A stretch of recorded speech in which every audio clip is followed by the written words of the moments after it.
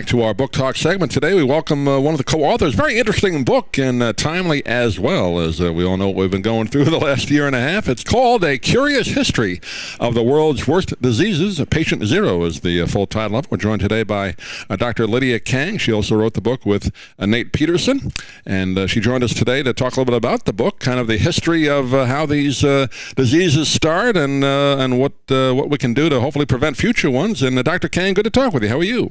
I'm doing very well. Thanks for having me. Yeah, great to have a chance to chat with you.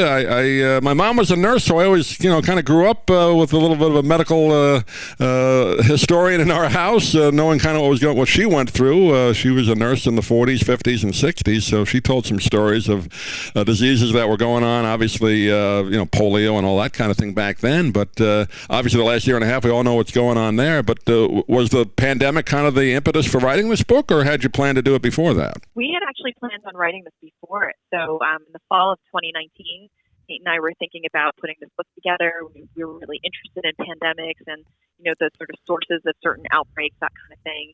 And then in January, we were like, oh, there's a little outbreak going on in China. I wonder if it will end up making it into the book. And then next thing we know, we were writing a book on pandemics in the middle of a pandemic. Yeah. I remember I was doing this kind of show at a different radio station about 15 years ago, maybe not quite that long ago, and people would come on the station. We had a health show, and the guest would talk about the bird flu, which was supposed to be the next pandemic. I don't know if that ever happened. Was that a case then, or what happened with that? There's been so many different iterations of the flu that have been hitting our country, and they tend to have really funny names like that, like bird flu or swine flu, when there's a big change in the virus. So, the flu changes every year, and that's why we get a new flu shot every fall. But they're usually they're small changes, but big enough that we need a new vaccine. But once in a while, there's a huge jump where we get a giant, part of that virus changes so much that it's new to everybody. And when it happens like that, it tends to get a name like swine flu or bird flu, and it oftentimes tends to infect a lot more people and cause a lot more problems. Yeah, I remember the swine flu. That's sort of why. Yeah, you mentioned the swine flu. I guess that was late 70s, something like that, or the 80s. That was a big one. I remember. There were actually a couple of the swine flus. So and of course there's the one that's the most well known, which is the 1918 pandemic flu, which was called the Spanish flu. So that's probably one of the most well-known flus of all time. Now, was that caused more because obviously it meant that time of history was such a huge influx of immigrants to the U.S.? Was that kind of the cause of that, or at least the spread of it? Maybe not the cause of it, but why it spread so rapidly, or what was the story behind that? I know you have it in the book, but maybe kind of a capsule summary of that. Sure. Well, I think part of it, part of it was the fact that World War I was still happening, and so there was a lot of people sort of in close quarters, on the front, and in addition to that, we don't know exactly how it happened, but there was again one of these weird switches where a big chunk of the flu virus changed, and it was something that most people had never seen before. And there was something really special about this virus. It was just so much more deadly than other viruses. And it just spread like wildfire, because that's what the flu does. It spreads through the air and through coughs and sneezes and things like that. And it ended up killing, somewhere upwards of 50 million people. So, it was huge.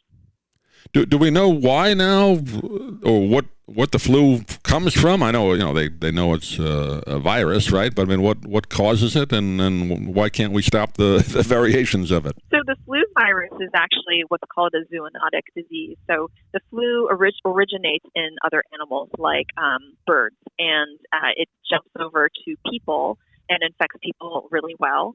The flu has been around for a really long time, and because we can't completely eradicate it, I think that if everybody on Earth got a flu shot in 1 year, we might kill the flu off. It might never come back. But because that never happens, and it keeps infecting people and it keeps circulating, it never completely dies away, and it just comes back every year.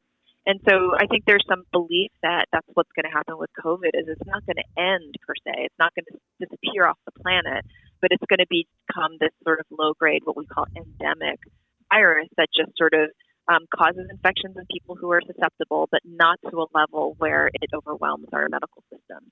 So kind of similar to the seasonal flu, maybe more deadly, we'll see, but that's maybe what's going to happen here.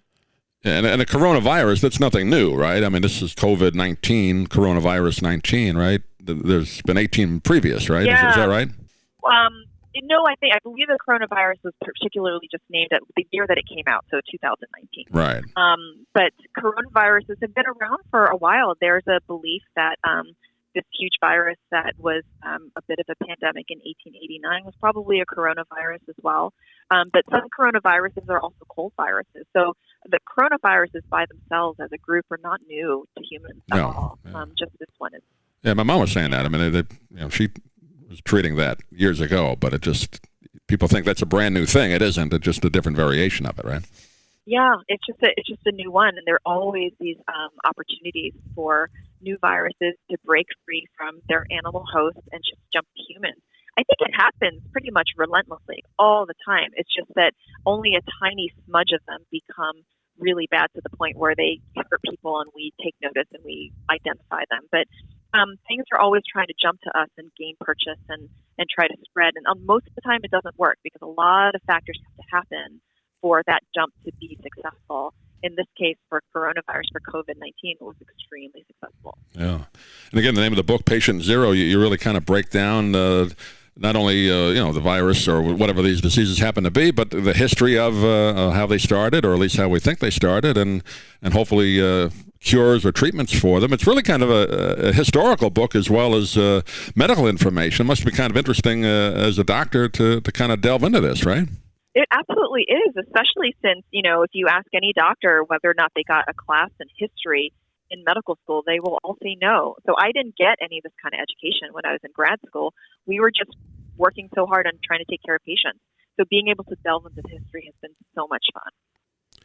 Polio, obviously, another one, 20th century, that it finally was almost eradicated. I guess still has some breakouts occasionally, but the polio vaccine, I guess, the mid-50s, pretty much knocked it out. You hear cases now that sometimes break through, but really that's one that I guess the medical profession has almost gotten rid of it totally, right?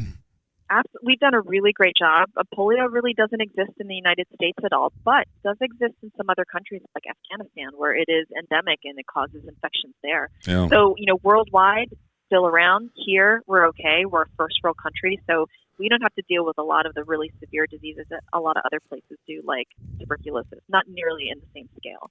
Yeah. Well, it's a great, interesting book. And again, you talk about the 1918 flu. I mean, hepatitis C, obviously, cholera. You go back to mad cow disease. That one wasn't too long ago. Bubonic plague. Really fascinating stuff.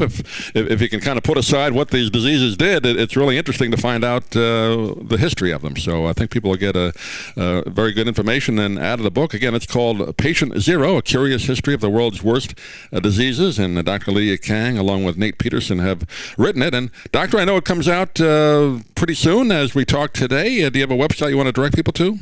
Sure. It will be coming out next week on the 16th, and you can go to my website, lydiakang.com, for more information. Great. Doctor, pleasure talking to you. Good luck with the book, and hopefully we can talk again. Thanks for being with us. Thank you so much. Thanks for having me. I'm Stan Brock. 30 years ago, I formed Remote Area Medical to help people overseas. But then we found generations of families in America isolated by poverty from the health care they need. Together, we can take dental, vision, and medical help to 1 million adults and their kids, right here at home in the United States of America.